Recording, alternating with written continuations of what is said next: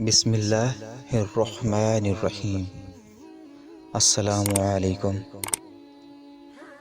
रसूलुल्लाह सल्लल्लाहु अलैहि वसल्लम ने फरमाया, 3 शख्सों से कलम उठा लिया गया है, सोए हुए शख्स से यहाँ तक कि वो बेदार हो जाए, दीवाना से यहाँ तक कि उसे अक्ल आ जाए, और बच्चे से यहाँ तक कि वो बालग हो जाए।